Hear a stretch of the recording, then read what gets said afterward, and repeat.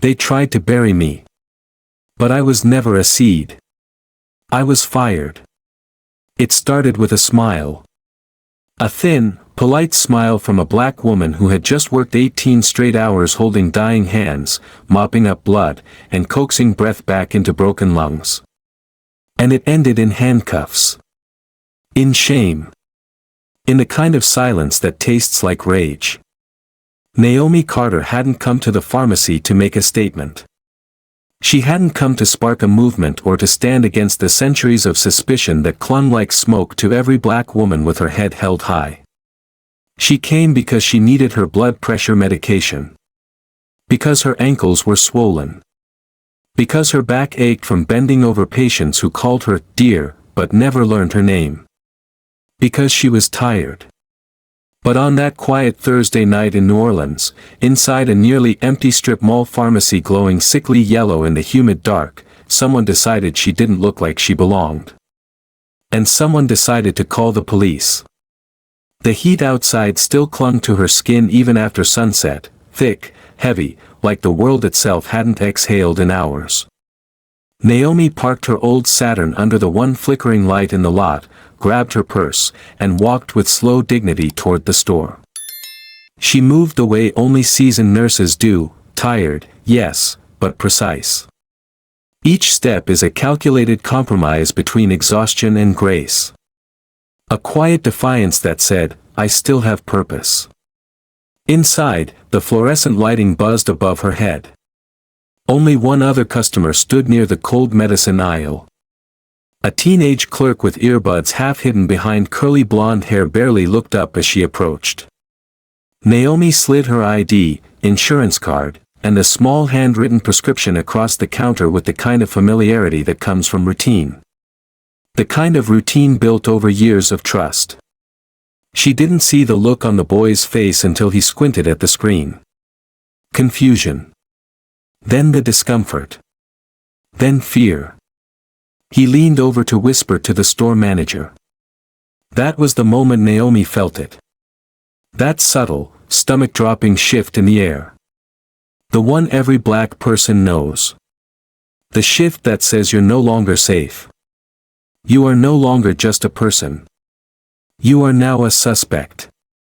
The manager, a white woman in her 40s with the sharp, brittle energy of someone who complains about teenagers and tattoos, approached.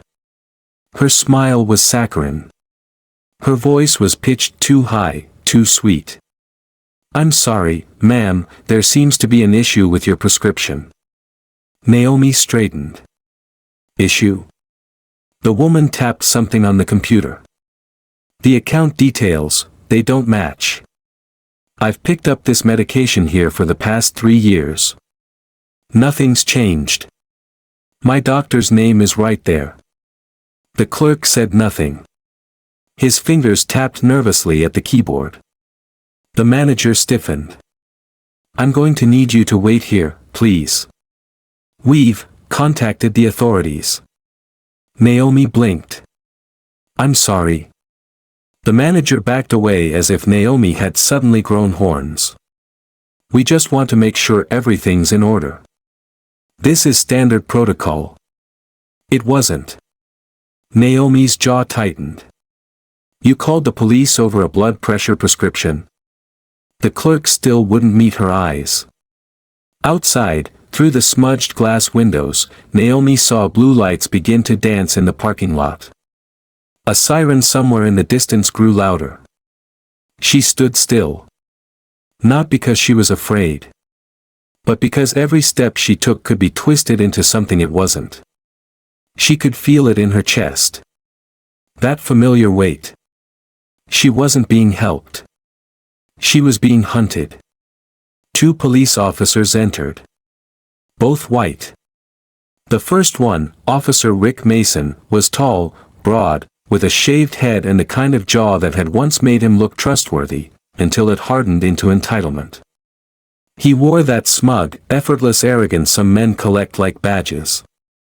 The second, Officer Ethan Brooks, hung back. Thinner, younger, with a mouth that looked like it had learned to stay shut. Mason approached like he was stepping into a war zone. Hand on his belt. Chest puffed. No questions. The manager practically leapt toward him. That's her. She tried to fill a fake prescription. I think she's using someone else's insurance.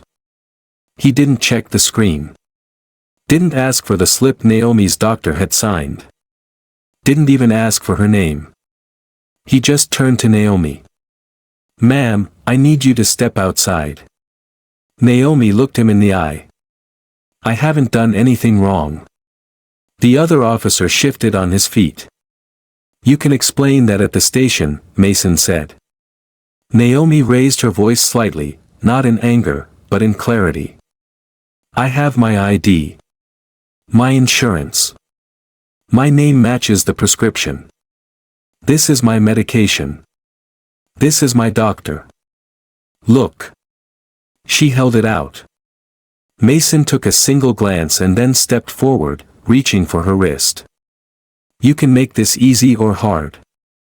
That was the threat. It was always the same. Hidden under the script of procedure. The cuffs were cold. Metal against skin. Naomi didn't resist. Not because she wasn't angry, but because resistance would become their excuse. Their justification. Gasps echoed from behind the aisles. One woman grabbed her daughter and hurried away. Another man lifted his phone and began to record. Good. Let them see. Naomi stood tall, head high, even as the cuffs bit into her wrists. She met Mason's eyes. You're making the biggest mistake of your life, she said. He smirked. I doubt it. He didn't know the name Ezekiel Carter. Not yet. Inside the squad car, Naomi sat in silence. She didn't cry. She didn't protest.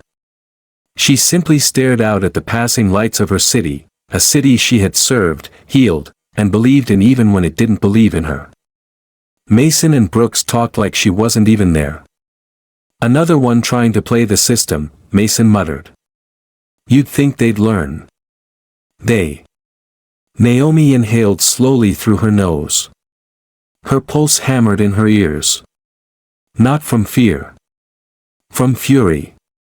Not just for herself.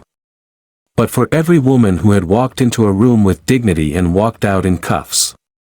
At the precinct, no one asked questions. They took her fingerprints. Snapped a mugshot. Wrote down. Name, Naomi Carter. Age, 57. Race, black. She thought, that's all they needed, isn't it? Just the last box. They shoved her into a holding cell. No phone call. No explanation. The metal bench was cold. The air smelled like bleach and bad intentions. Naomi sat perfectly upright. She wasn't here by mistake. She was here because someone chose to believe she was guilty. But what they didn't know, what they couldn't imagine, was that Naomi Carter wasn't alone. And her father had built the very system they were about to be judged by. 2 hours later, somewhere down the hall, a phone rang. It rang once. Then again.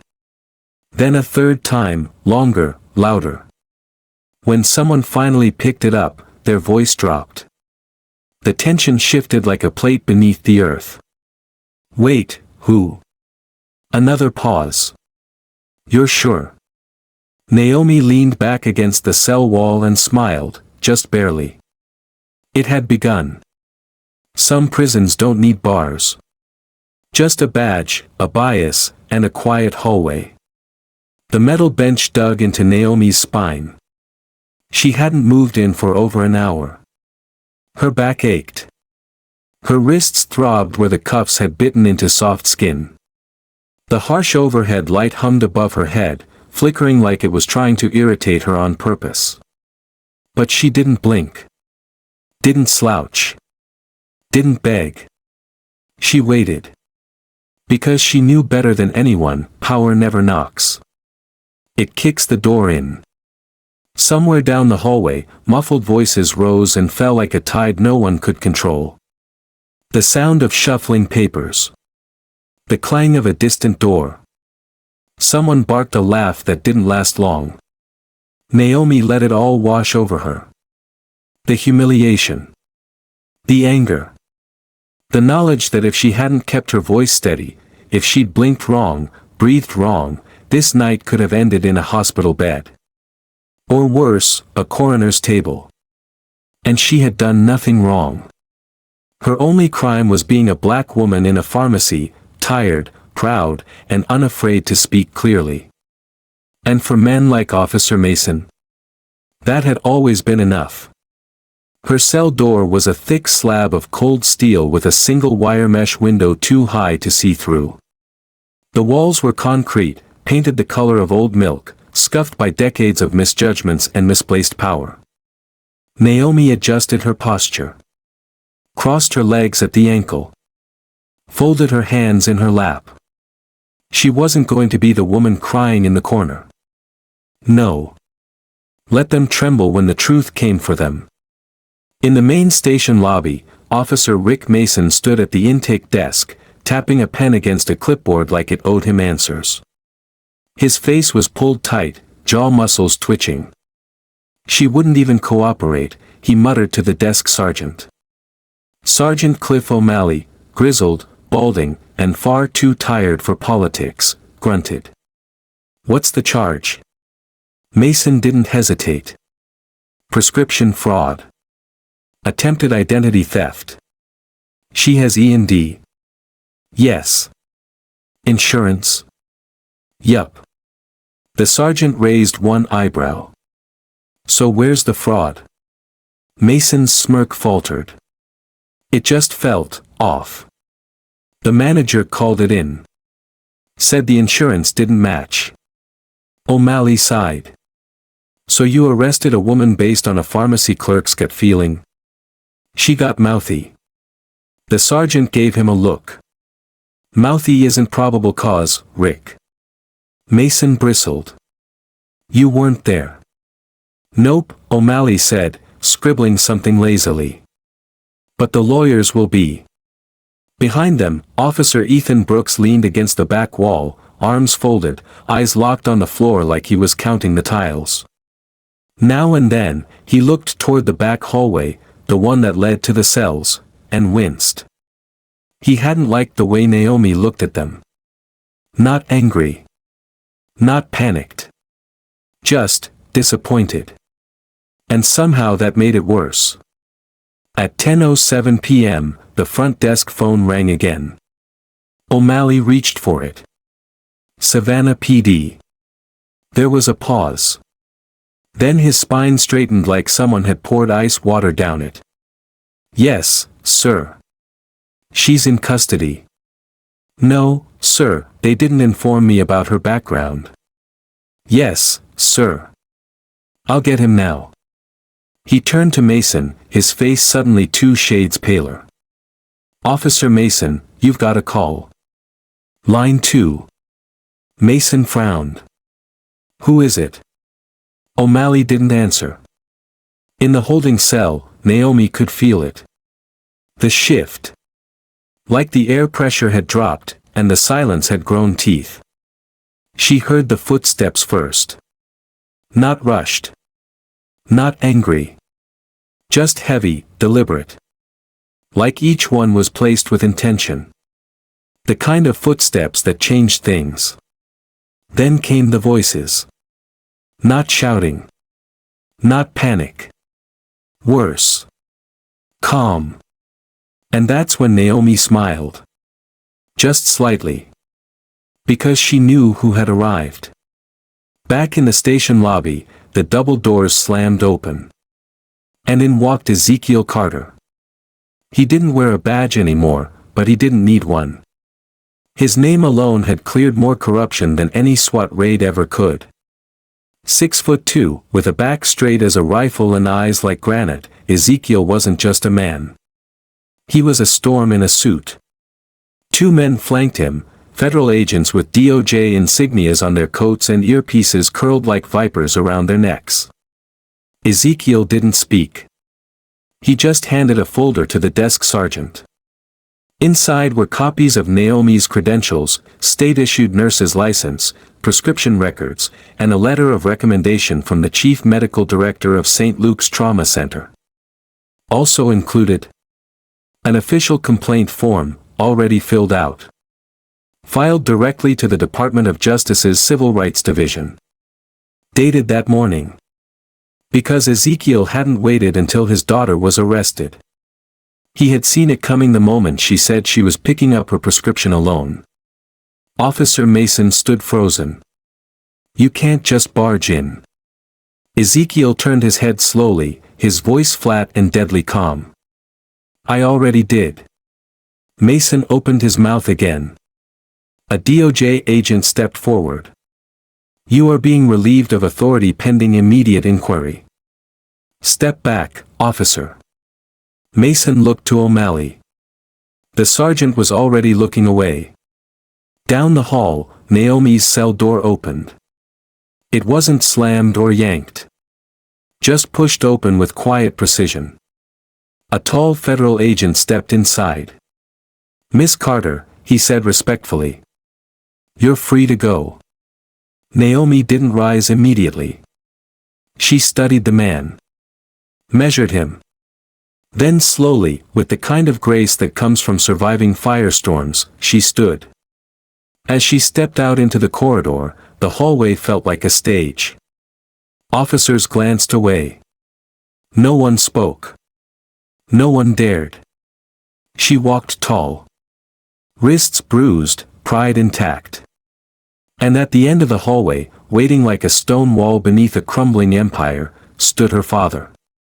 Ezekiel didn't smile. But his eyes said it all, they thought you were alone. They were wrong. Are you okay? He asked, voice low. Naomi nodded once. Then Ezekiel turned to the agents. Proceed.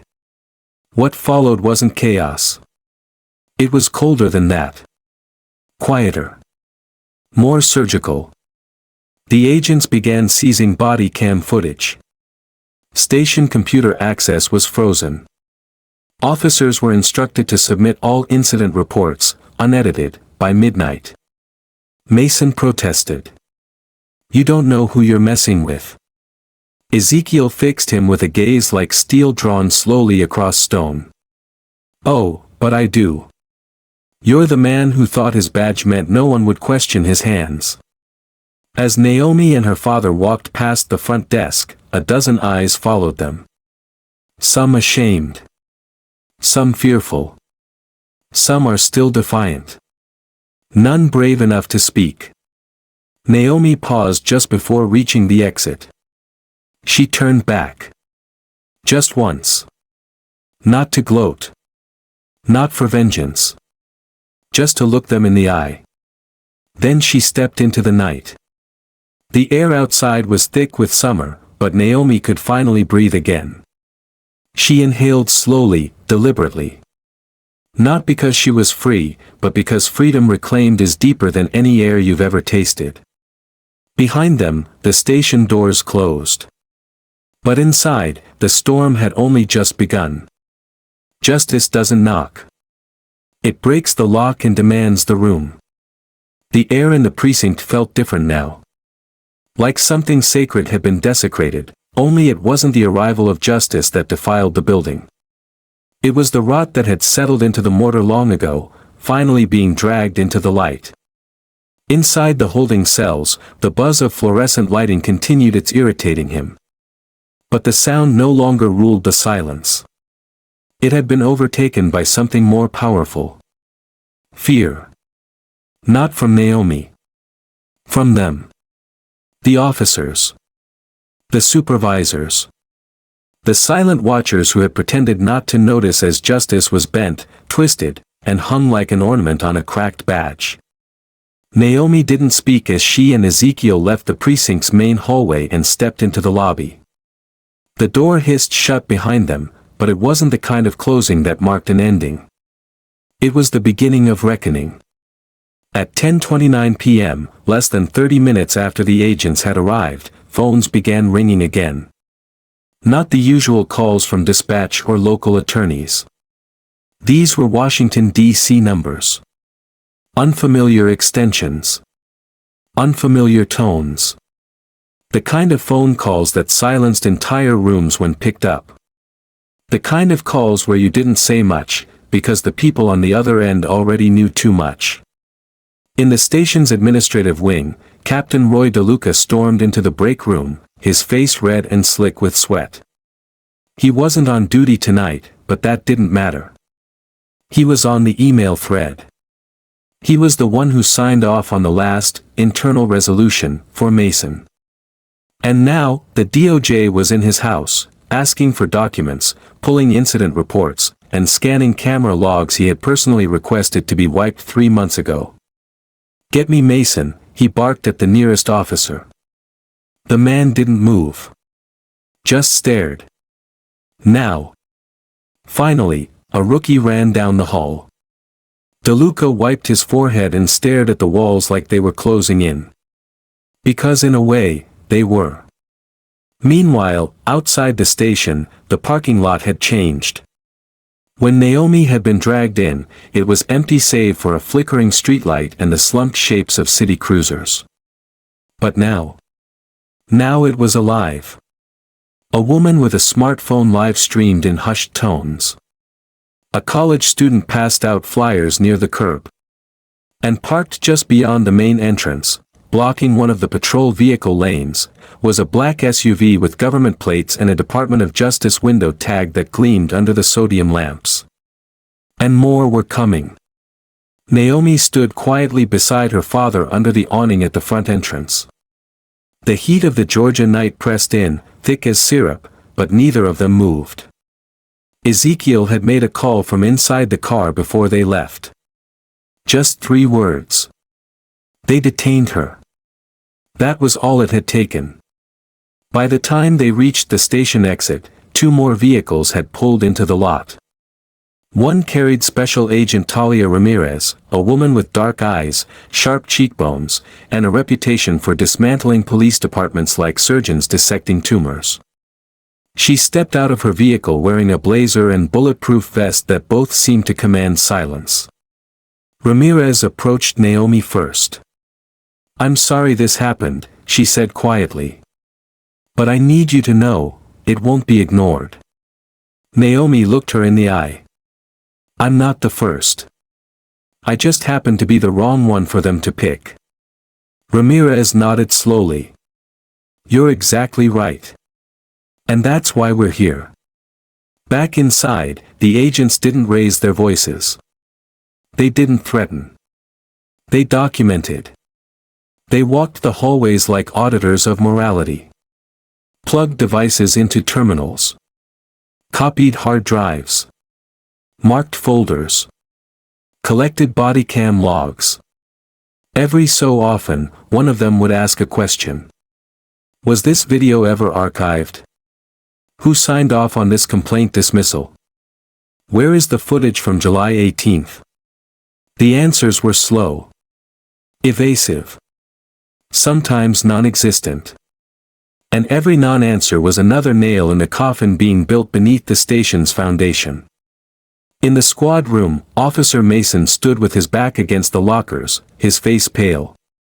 He hadn't spoken since Ezekiel had walked in. He hadn't even tried to run interference with the agents. He just stood. Silent. Frozen. But behind his stillness, his mind raced. His jaw ached from being clenched so tightly. He'd arrested plenty of people before, dozens. Maybe more. Some of them really were criminals. But some had been like Naomi. And now, the world knew. Meanwhile, in an apartment 2 neighborhoods away, Jordan Ellis, a 22-year-old junior at Georgia State, sat on his bed, phone trembling in his hand. He had just seen a clip on Instagram. Naomi Carter, handcuffed. Standing tall. Calm. And behind her, the cop who had shoved her into the wall at the pharmacy 5 months ago for loitering. Same cop. Same sneer. Same badge number. Jordan had tried filing a report after his incident. It had gone nowhere. But now people were watching. He hit record on his phone. This is for Naomi Carter. This happened to me, too. By morning, #Justice for Naomi was trending. News clips spread from TikTok to Twitter to local morning shows. By noon, the pharmacy manager had deleted her social media accounts. By 3 p.m., Savannah's mayor had issued a formal statement of concern. By 5 p.m., Naomi's face, tired, proud, and defiant, was on every major news outlet's homepage. But Naomi wasn't watching TV. She was sitting at her kitchen table, still in scrubs, hands wrapped around a mug of untouched tea. Ezekiel stood in the corner, arms crossed. They're offering a press conference. CNN. MSNBC. Evening slot. Naomi didn't answer at first. Then quietly, I didn't survive this to make headlines. I survived it so I could still walk into a pharmacy and be treated like a human being. Ezekiel nodded once. I know. But people are listening now. That night, her phone buzzed. A message from an unknown number. I'm so sorry this happened to you. It happened to my son last year. They said he resisted. He didn't. He was 15. Another came minutes later. I was there at the pharmacy. I have a video. I'll testify. By 10 p.m., she had over 100 messages from strangers. From allies. From other survivors. Naomi sat with them all, reading, crying, replying to a few. And as the night wore on, a shift happened. For the first time in her life, Naomi realized something chilling and powerful. She wasn't the exception. She was the pattern. Across the city, the DOJ team worked late into the night. Ramirez stood before a wall of pinned documents and connected strings, names, dates, incident numbers, sealed reports. Every hour brought more evidence. More rot. More reasons to go deeper. A junior agent approached her desk with a tablet. We just got confirmation. Mason and Brooks, 15 prior complaints. Excessive force. Racial bias. All dismissed. Ramirez's eyes narrowed. And who signed off? Captain Roy DeLuca. Every time. She picked up her phone. Get me the U.S. Attorney's office. At 2:43 a.m., Ramirez made one last call before heading back to her hotel. She called Naomi. I know it's late, she said gently. I'm awake, Naomi replied. Sleep's been difficult. Ramirez didn't hesitate. Would you consider being the lead complainant in a federal civil rights case? Naomi didn't answer immediately. She looked out her window, the quiet street below bathed in orange light. Then she said, yes. But not for me. For all of us. Some stories go viral. Others start a revolution. It started with a single clip. Just 29 seconds. Naomi Carter, standing still, wrists cuffed, surrounded by white uniforms and frightened shoppers. Her chin was raised. Her shoulders are square. Her voice is clear. You're making the biggest mistake of your life. And then the moment Officer Mason grabbed her arm, roughly, deliberately. No provocation. No resistance. Just the click of metal on bone, and a woman too proud to flinch. That clip hit 1 million views by noon. By sundown, it had been stitched into 1,000 other stories, each from a different voice, different body, different wound. A black teenager was arrested for jaywalking outside a bus stop. A Latina nurse was forced face down onto hot pavement during a traffic stop. A disabled veteran was tossed inside his own home because he'd moved too slow. Each voice began with the same words. This happened to me, too. Naomi watched it unfold from her living room, her phone screen glowing blue in her palm. The stories kept coming. Fast. Unfiltered. Painful. She didn't know what to do with all of it, the rage, the grief, the sense of I'm not alone, and how long has this been happening? Her father, Ezekiel, said little. He'd seen movements like this before. Sometimes they fizzled out. Sometimes they sparked.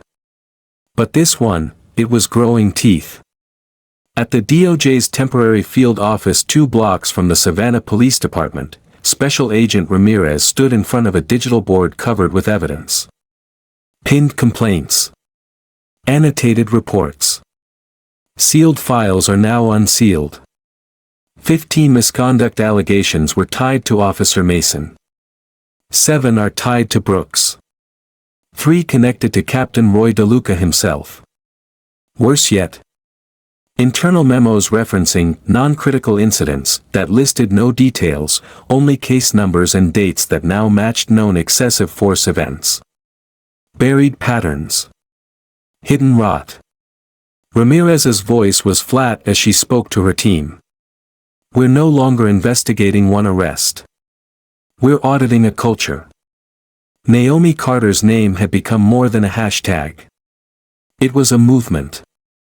By day 3, there were organized rallies in Atlanta, Charlotte, Birmingham, and D.C. By day 4, Savannah's mayor, under pressure from the governor's office, called a press conference. Standing in front of a seal, he clearly no longer felt safe under, he stammered apologies that felt half-written, half-hearted. We deeply regret the incident involving Ms. Carter and support a full and fair review of department practices. The cameras clicked. No one clapped. No promises. No accountability. Just regret. That evening, Naomi stood at the back of a church auditorium on the city's south side. The place was packed. Not for Sunday service, but for testimony. Civil rights lawyer Marcus Dean took the stage. He wore his usual gray suit, no tie, glasses perched on his nose. His voice was calm. Deliberate. This isn't about one arrest, he said. This is about a pattern. About a system that rewards silence and punishes dignity. Then he opened the mic. One by one, people stood. They pulled my son from the car and left him on the sidewalk. They said I matched a description. I was in a school uniform. They told me I shouldn't talk back if I didn't want to end up on the ground. Every word carved deeper into Naomi's resolve. She sat stiffly in the second row, listening. Not as a victim. Not even as a nurse. But as something newer.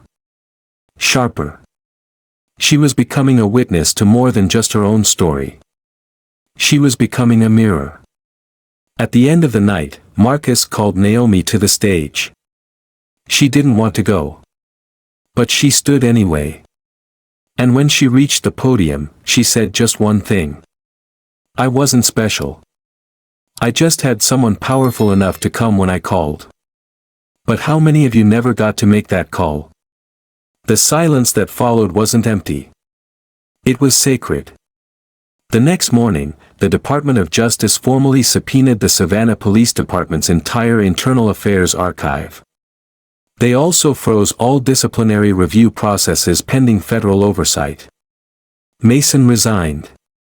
But it didn't matter. Because what he left behind was a trail of redacted reports, erased footage logs, and a hole so deep it swallowed the reputations of half his superiors. Captain DeLuca tried to retire. He was denied. Now he was a material witness. And the DOJ wasn't finished. Naomi sat with Marcus and Agent Ramirez that afternoon in a quiet conference room on the 3rd floor of the federal building. The folder in front of her was thick. Nearly 200 pages. Inside, affidavits, medical records, witness statements, body cam transcriptions. Marcus didn't sugarcoat it. This is the start of a class action lawsuit. We have 26 confirmed plaintiffs. 3 more reviews. Every one of them is connected to misconduct by the Savannah PD over the past decade. Every one of them a victim of the same culture that tried to erase you. Naomi looked up. You want me to be the lead plaintiff? Ramirez spoke softly. The DOJ will proceed either way. But this case, your case, made it visible. If you're willing, we believe your story has the power to change how departments like this operate across the country. Naomi closed the folder. Her voice didn't shake. Then let's make sure this isn't a one-time reckoning.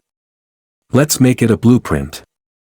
That night, Ezekiel stood on Naomi's porch as the crickets chirped under the warm Georgia dusk.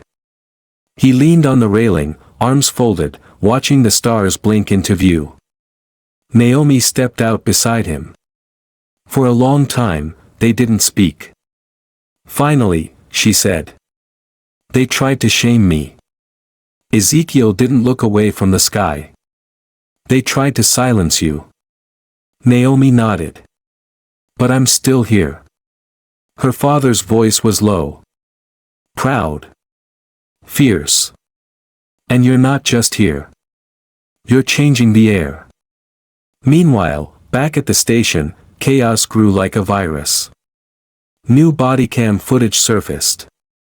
Clips once thought deleted. A teenage boy is being slapped for not complying. A woman is being mocked for her accent during questioning. An elderly man was pushed down for resisting while reaching for his inhaler. Each clip cracked the illusion of authority. Each frame became another exhibit in the people's case. Local news anchors no longer called it an isolated incident. Now they used terms like pattern, culture, and federal inquiry. They used Naomi's name with reverence. Even the pharmacy manager, who had triggered the original call, issued a public apology through her attorney. Naomi didn't respond. She didn't need to. The system was already speaking for itself, by falling apart. Then came the emails. From Baltimore. From Chicago. From Tulsa. Departments. Organizers. Victims. All asking the same thing. How did you start the investigation? Can you help us? Can Naomi speak at our rally? Marcus smiled when he read them. You didn't just change Savannah, he told her. You've changed the map. Naomi wasn't sure when she became a symbol. She didn't want to be one. But she understood symbols could open doors, facts couldn't. And she wasn't about to waste that key. On day 10, she stood on the steps of the courthouse with Marcus beside her, Ezekiel just behind. A sea of cameras. Dozens of signs. Hundreds of supporters. Her voice rang out, calm and unshaking. This isn't about revenge. This is about repair. We can't fix what we refuse to face. We can't change what we won't name. So I'm naming it. This system was designed to protect power, not people. We're here to redesign it. Not just for me. For all of us. The crowd erupted. And for the first time in years, Savannah's skyline didn't feel like it belonged to its protectors. It belonged to the people. You can't fix what you refuse to expose. The investigation was no longer about Naomi Carter. That much became clear the morning Agent Ramirez stepped into the Savannah Police Department's Records Division with a sealed federal warrant, and 2 agents carrying reinforced evidence crates.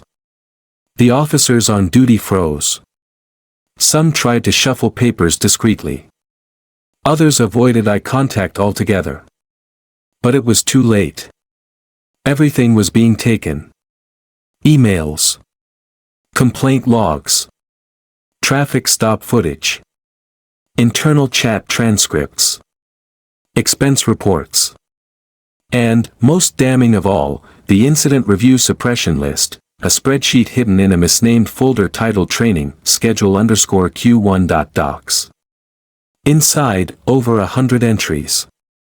Each row linked a name, a badge number, a race descriptor, and a closed investigation date. Dozens of them matched known victims. Others were people who no one had heard from yet. At the DOJ command center 2 blocks away, Agent Ramirez leaned over the evidence board like a general reading the terrain of a battlefield. This isn't just about abuse, she told her team. It's about how they covered the abuse up. Her fingers moved across color-coded entries. Body cam footage marked as lost was suddenly found. Incident reports altered to change wording from compliant to aggressive. Complaints were filed, but were never followed up on. Internal emails between captains and sergeants warn about counseling officers rather than disciplining them. And at the center of it all, Captain Roy DeLuca. A man who had built a fortress of procedural shields around his most problematic officers, then pretended to be shocked when the walls started falling. Meanwhile, Naomi was no longer just receiving messages of support. She was getting evidence. Anonymous tips. Internal screenshots. Leaked audio recordings.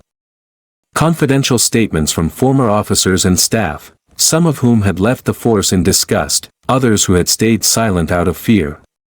One former department clerk wrote, "They told me to delete the entry.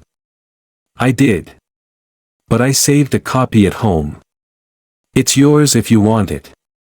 Another message read, "My brother died after being questioned in that building. They said it was a seizure. But I saw the bruises. I never forgot. I never forgave." Every message tightened Naomi's jaw. Every revelation sharpened her voice. She was no longer speaking for herself. She was speaking because others couldn't. Marcus Dean, now leading the legal arm of the class action suit, met with Naomi and Ezekiel in a small rented office across from the federal courthouse. The wall behind them was covered in red string, case numbers, and photos. Marcus tapped a central folder on the table. "We've got confirmation," he said. For every complaint Mason received, DeLuca intervened. Sometimes with a phone call. Sometimes with a memo. Every time, the pattern's the same: suppress, redirect, exonerate. Naomi said nothing. She flipped through the pages. Saw faces. Names. Ages. A black woman was arrested for interfering after asking why her husband was being searched. A teenager was left handcuffed for 3 hours without cause. A paraplegic veteran was thrown from his wheelchair during a parking dispute. Each one represented a life bent by power. Naomi looked up. "When do we go public?" Marcus hesitated. "We already are." That same afternoon, Naomi sat in a community roundtable broadcast live on Facebook and local news. The city had set it up as a healing dialogue, but the chairs were stacked with officials trying to contain a fire they had no idea how to extinguish. The mayor was there, hollow-eyed and overly rehearsed. The interim police chief, a woman named Lieutenant Kelly Voss, kept her responses vague but sympathetic. And then there was Naomi, seated beside Marcus, posture composed but eyes like sharpened glass. When it was her turn to speak, she didn't hold back. "This isn't about bad apples. It's about a poison tree. You can swap out uniforms, but if the roots stay rotten, the fruit will always kill." The room went quiet. The moderator cleared his throat. "Ms. Carter, are you suggesting a full dismantling of the Savannah Police Department?" Naomi met his gaze. "I'm not suggesting. I'm demanding it." The headlines the next morning were brutal. Naomi Carter calls for full overhaul of Savannah PD. From nurse to reformer, the reluctant leader of a justice movement. Ex-FBI agent's daughter becomes face of national police reckoning. Some were celebratory. Others, particularly right-wing media, were scathing. Naomi's inbox was filled with death threats, accusations of race baiting, and ominous warnings. "Stay in your lane, nurse. You're playing with fire. Next time you won't make it home." Ezekiel intercepted most of them before she could read too far. But Naomi didn't flinch. She'd been called worse in trauma bays and emergency shelters. And unlike some of the people attacking her, she didn't need to hide behind a badge to feel powerful. Meanwhile, the Department of Justice issued its first preliminary findings. Among them, widespread patterns of racial targeting in routine stops. A 78% dismissal rate for civilian complaints filed by Black and Hispanic residents. A documented record of disappeared evidence across 7 major cases. Corroborated whistleblower testimony from within the department. The DOJ didn't mince words. This department has operated under a culture of suppression and retaliation, undermining constitutional protections in ways that appear systemic and deliberate. And the final line. We recommend the immediate placement of the Savannah Police Department under federal oversight. Captain DeLuca was removed from duty that same day. His house was surrounded by the press. He refused to comment. But his lawyers were already negotiating plea deals behind closed doors, trying to keep him out of a federal courtroom. Because the DOJ wasn't just auditing now. They were preparing indictments. Naomi returned to the courthouse a week later to sign the final documents as lead plaintiff in the federal class action lawsuit. Marcus stood beside her, the brief thick in his hands, bearing the signatures of 41 co-plaintiffs, 19 named officers, and more than 400 pages of evidence. Outside, the press waited. Naomi didn't speak for the cameras. She didn't need to. Her signature was already louder than any soundbite. That night, she sat on the back porch of her small home with Ezekiel and Marcus, watching thunderclouds roll over the Savannah skyline. Ezekiel sipped sweet tea slowly, his expression unreadable. Marcus leaned back in his chair, tie loosened. Naomi stared ahead, arms crossed. "They'll try to smear us next," she said. "Already have," Marcus replied. "But they're running out of clean hands to do it with." A pause. Then Ezekiel spoke. "You know this isn't the end." Naomi nodded. "It's not even the middle. So what is it?" She looked at them both. And then toward the city. The blueprint. Because this wasn't just about arrests anymore. It wasn't just about injustice or corruption or racism. This was about how to rebuild when the walls finally collapsed. This was about writing the rules ourselves. And Naomi Carter. She wasn't just surviving the fire. She was learning how to forge something new from its heat. When the system can't silence you, it will try to stain you. The backlash didn't arrive in shouts. It arrived in whispers. Emails leaked without headers. Comments posted under anonymous accounts. An old patient from the ER claimed Naomi once raised her voice when short-staffed. A former colleague offering concerns about her mental state under pressure. None of it was credible. None of it mattered. And yet, it was everywhere. It started small. A local newspaper ran a headline. "Is Naomi Carter the hero we need? Or just the one we got?" The op-ed beneath it dripped with forced balance. It praised her courage in one paragraph and undermined her integrity in the next. While her arrest was undoubtedly mishandled, questions remain about her past interactions with authority figures. What questions? No one said. And that was the point. The strategy wasn't to break Naomi's trust. It was to muddy it, just enough to make the public blink. Marcus Dean read the article in silence. Then he tossed it aside and looked at Naomi across the conference room table. "This is going to get dirtier." Naomi nodded. "Let them come. They won't stop at rumors. They'll dig. Friends. Work records. Medical files.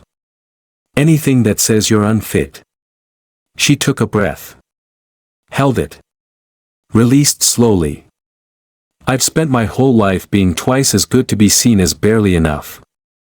I've saved people who cursed me while I stitched them up. I've been called girl by men who couldn't stop bleeding."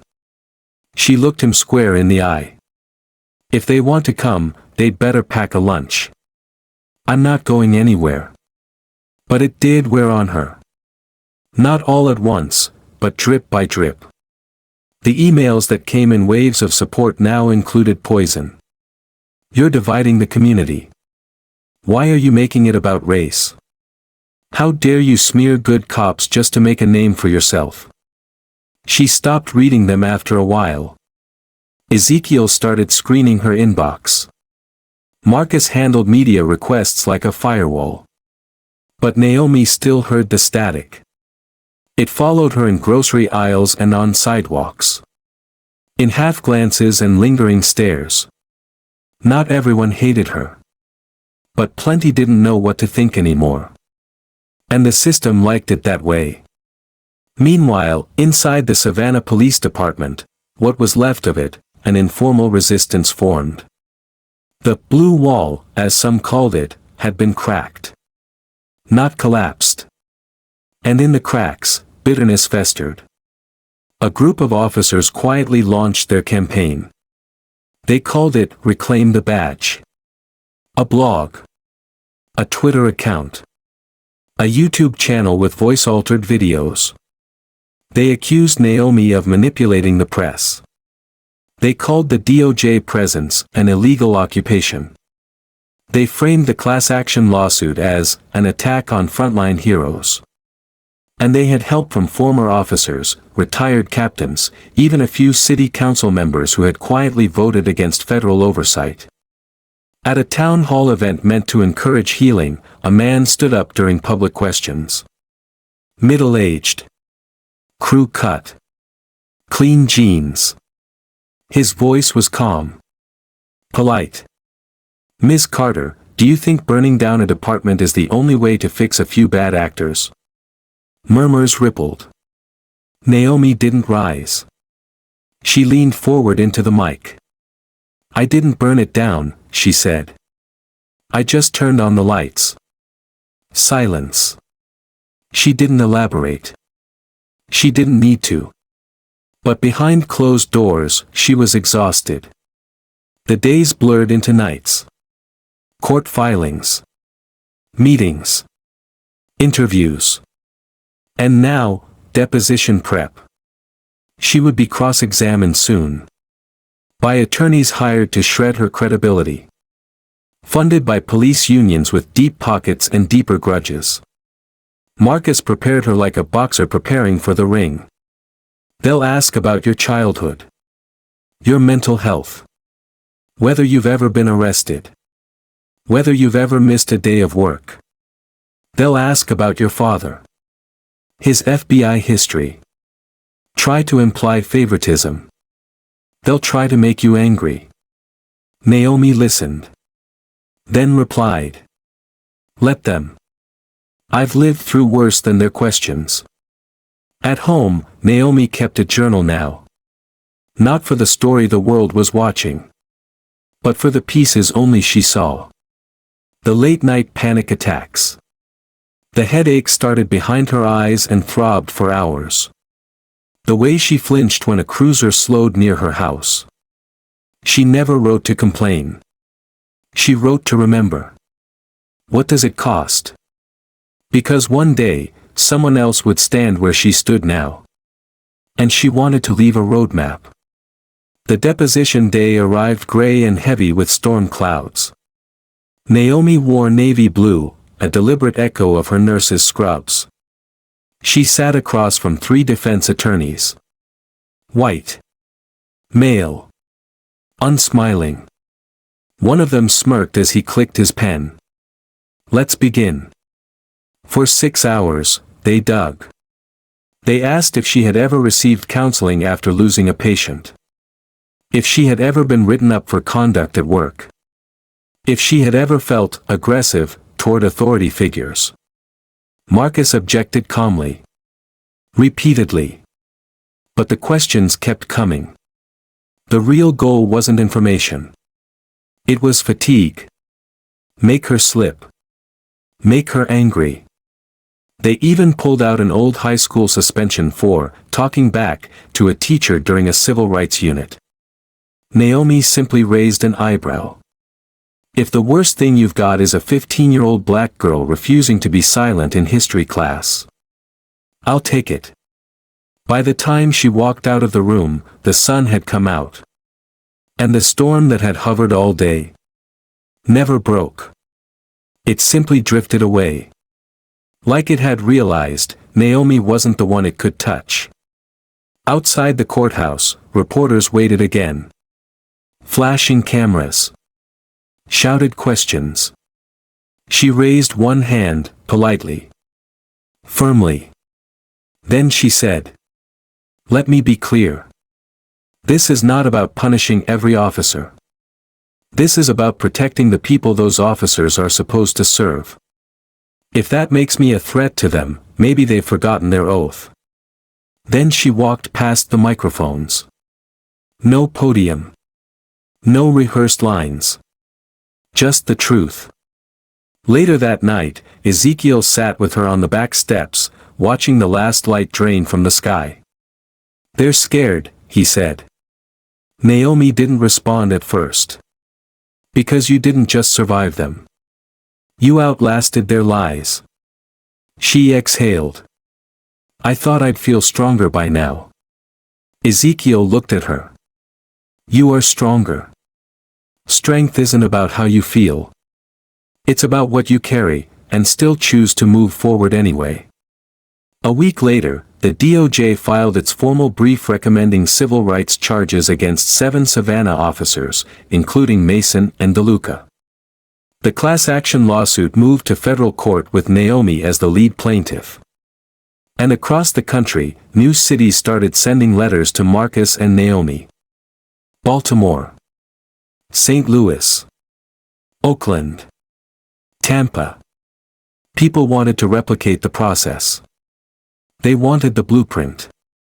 And Naomi knew the next phase had begun. The courtroom phase. The phase where truth had to stand tall, even when the law tried to bend. But she was ready. Because they had tried to stain her. And all they'd done was make her shine brighter. Courtrooms don't always deliver justice. But sometimes, if you're lucky, and loud enough, they let justice speak. The first day of the trial felt colder than it should have. Even in Savannah's sweltering spring, the air inside the federal courthouse was sharp, clinical. Like a place that had been designed not for healing, but for dissection. And today, Naomi Carter wasn't just a witness. She was the centerpiece. The woman the nation had watched rise from silence to resistance. And now she was walking into the courtroom, alone but never alone. Outside, the sidewalks were choked with reporters. Cameras on tripods. Protesters holding signs. Observers straining for a glimpse. Some wore shirts that read, "Naomi spoke for all of us. We believe black women. Silence is compliance." Inside, the courtroom gallery was packed with DOJ officials, press, and several of the plaintiffs whose names now stood beside Naomi's in the class action suit. Among them, a black teenager was wrongly jailed for resisting while jogging. A Latina mother was dragged from her vehicle with her toddler inside. A veteran was tossed after requesting medical help during a welfare check. Each of them had come not just to support, but to witness. Because today wasn't about punishment. It was about recognition. Judge Alice Templeton presided, a stern woman in her early 60s with a reputation for brutal impartiality and no tolerance for theatrics. She opened with the usual rules of conduct, warnings against outbursts, reminders that justice wasn't a show.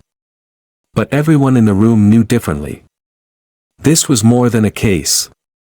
It was a referendum on an entire system. And Naomi Carter was Exhibit A. The defense wasted no time. They painted her as a well-meaning but unstable woman, implying that perhaps exhaustion from nursing had clouded her judgment. They called her arrest a misunderstanding, a routine check, unfortunate but lawful. They downplayed the force used. They dismissed the larger narrative. The defendant, Officer Mason, was acting by department protocols based on information provided by the store manager. There is no evidence of racial bias. No evidence. Naomi felt her breath tighten. She looked at Marcus. He gave her a single nod. Hold. Then it was time for the prosecution. And this time, the courtroom shifted. Because they weren't just ready. They were armed with proof. Agent Ramirez took the stand first. Calm. Measured. Deadly. She presented internal files. Redacted police logs. Evidence of deleted footage that had been recovered from off-site backups. She read emails between officers. That Carter lady was asking too many questions. Bet she's one of those activist types. Just another one looking to sue. Make sure the report doesn't say we touched her. The courtroom stilled. Marcus rose from his seat and handed a copy of Naomi's medical license to the jury. This woman held lives together in ER trauma bays for over 30 years. You think she broke the law for a refill on her blood pressure meds? And then, the video. The full pharmacy footage. The clerk glanced nervously. The manager was whispering. Mason is entering aggressively. Naomi, calm, clear, polite. The moment the cuffs clamped down. You're making the biggest mistake of your life. The jury watched, silent. No interpretation needed. No narration. Just the truth. Undeniable. Unedited. Finally, it was Naomi's turn. She rose slowly. Walked to the stand with quiet precision. Dressed simply. Blue blouse. No jewelry. No armor, except her truth. Marcus approached. Ms. Carter, can you describe what happened that night? Her voice didn't waver. I was tired. I had just worked an 18-hour shift. I went to the pharmacy to refill my prescription. I gave my ID. My insurance. Everything they asked. She paused. Then the air changed. What do you mean? It's hard to describe. If you've never felt it. But if you have, you know.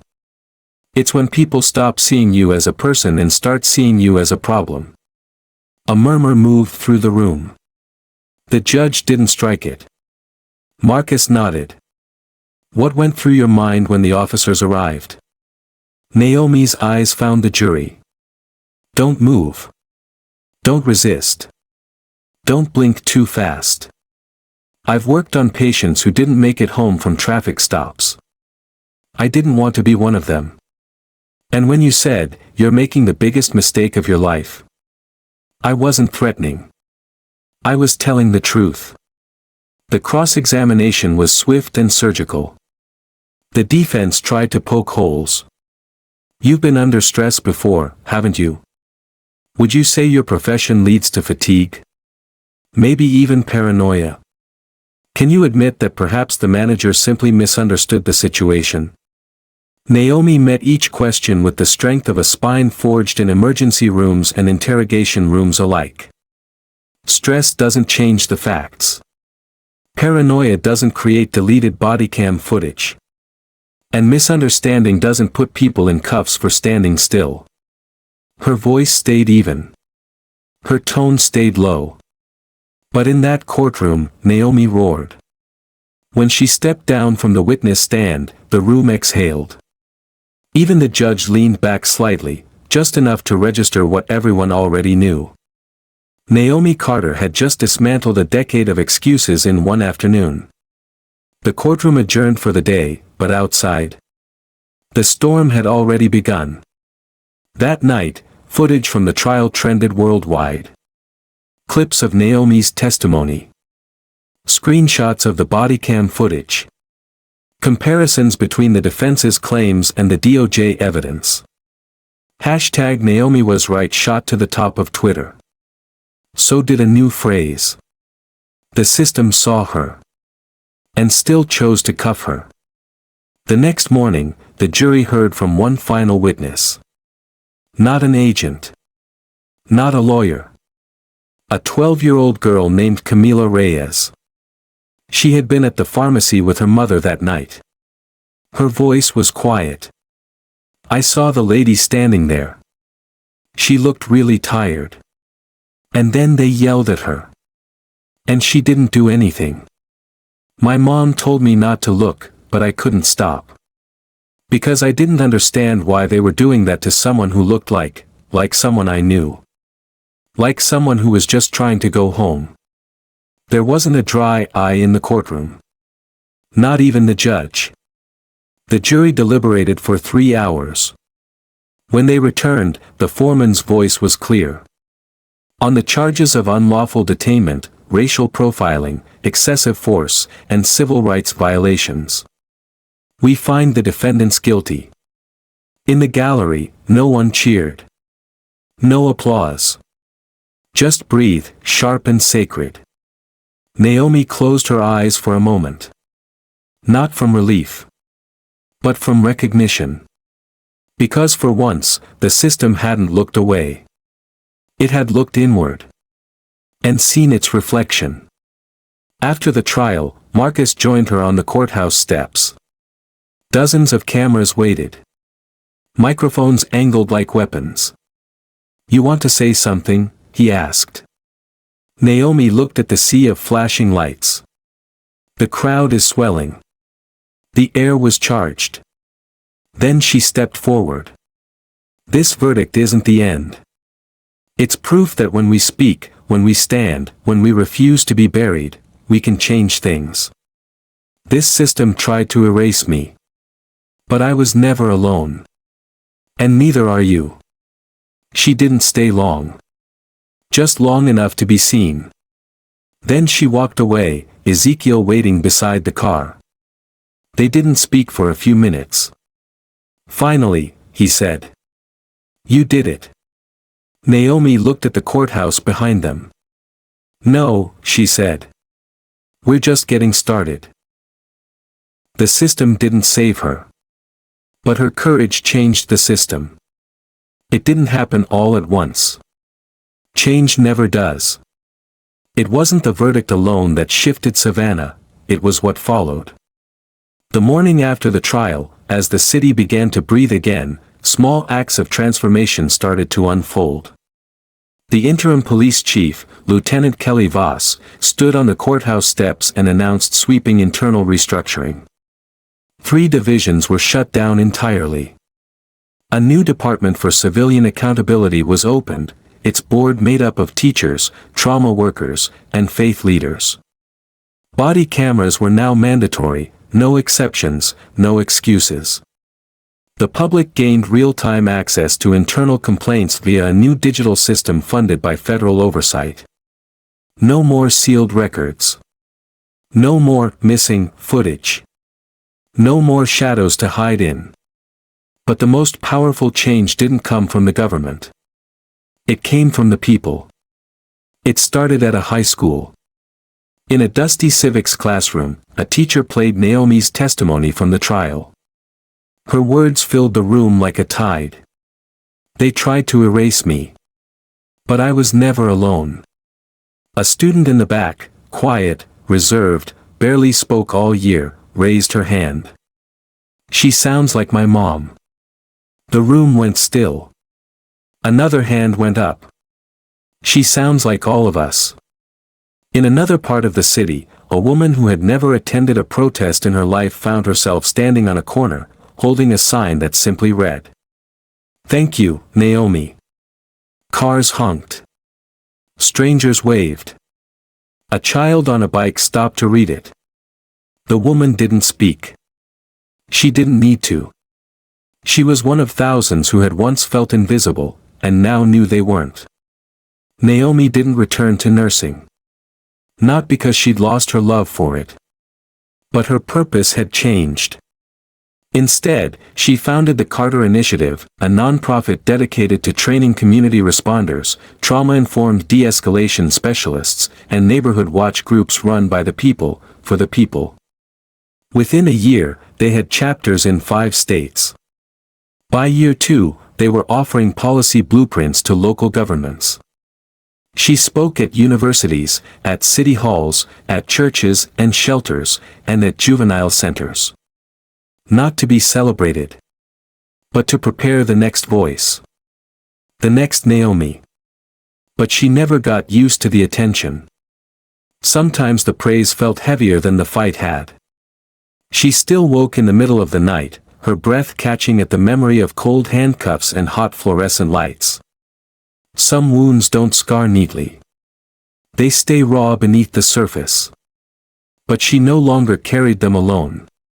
One spring afternoon, nearly a year after the verdict, Naomi sat under a tree in Forsyth Park. A young man approached, maybe 20, maybe younger. Nervous hands, thoughtful eyes. He held a folded piece of paper. "Miss Carter?" She smiled gently. "Yes. I was at the pharmacy that night. I was in the back aisle. I didn't do anything. I didn't know what to do." He paused, breath shallow. "But I saw everything." He handed her the paper. It was a drawing. Charcoal on paper. Naomi, standing in handcuffs. Shoulders straight. Chin high. Light was breaking through the cracks behind her. "It's called still standing," he said. "Because that's what you were. Even then." She didn't speak. She didn't need to. She hugged him. Not every battle was won. Officer Mason eventually took a plea deal. 6 years. No apology. Captain DeLuca never admitted guilt, but he disappeared from public view, stripped of pension, his name removed from department records. Some officers resigned. Others retrained. But what mattered most was the door that stayed open. No more silence. No more immunity in the shadows. One day, Naomi received a package in the mail. No return address. Inside, an old, worn-out officer's notebook. A single post-it stuck to the front cover. "They told me to shred this. I couldn't. He's not the only one." Inside the notebook were notes. Dozens of names. Dates. Victims. Complaints. Some had never been filed. Some never made it to court. All of them now had a second chance.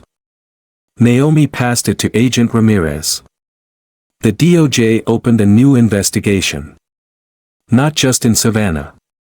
Nationwide. Because Savannah had become a case study. A model. A turning point. And Naomi Carter's name now sat at the top of policy memos, academic journals, and training manuals. One evening, Naomi was invited to speak at the National Museum of African American History in D.C. Not as a politician. Not as an attorney. As a citizen. She walked the halls slowly, passing the legacies of those who had come before: Rosa, Fanny, Malcolm, Ida, Baldwin. She didn't feel worthy. But when she reached the exhibit where her pharmacy footage quietly played in a loop beside a plaque that read, "The Carter Reckoning, a turning point in 21st century civil rights reform," she placed her hand on the glass. Not for herself. For all the ones who never got to tell their stories. That night, back in her hotel, Naomi wrote in her journal. I never asked to become a voice. I just refused to be an echo. Years later, a young girl would sit on her grandmother's lap and ask, Grandma, who's the lady on the postage stamp? Her grandmother would smile. That's Naomi Carter. What did she do? And the answer wouldn't be short. Because it wouldn't be about one moment. One arrest. One courtroom. It would be about the time the world tried to bury someone, and she bloomed instead. The time one woman told the truth, and the whole world finally listened. The time justice wasn't just demanded, but rebuilt. And though Naomi Carter never called herself a hero, she made sure others would never need to be one the same way. Because once you ignite a light in the dark, you become part of the fire that doesn't go out. Ever. Naomi Carter's story is more than a courtroom victory, it's a mirror for every person who has ever been silenced, dismissed, or dehumanized by the very systems meant to protect them. The most powerful lesson she teaches us is this: silence doesn't keep you safe, it only makes injustice more comfortable. Naomi didn't have power, status, or connections when she was wrongfully arrested. What she had was truth, and the unshakable dignity to stand in it. That choice, that courage, sparked change far beyond what anyone imagined. In a world where injustice often wears a uniform and speaks in policy, choosing to speak up is revolutionary. You don't have to be famous to make a difference. You just have to be unwilling to let fear make you smaller than your principles. Naomi's story reminds us that one voice, raised at the right moment, can break a cycle that has lasted generations. And when that voice is joined by others, it becomes unstoppable. If this story moved you, if it stirred something deep inside, don't let it stop here. Like, share, and subscribe to this channel so we can keep telling stories that matter, stories that expose, uplift, and empower. Because the world doesn't change on its own. It changes when ordinary people refuse to stay quiet. And maybe, you're one of them.